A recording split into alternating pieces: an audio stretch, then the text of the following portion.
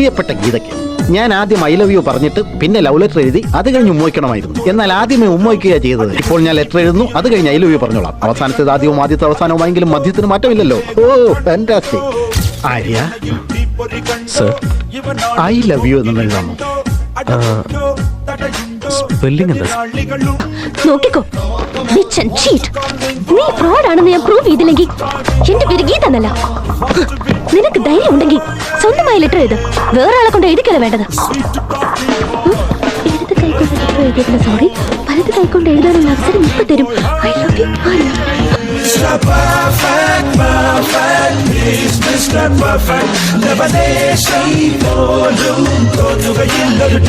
Mr. Perfect, perfect, he's Mr. Perfect.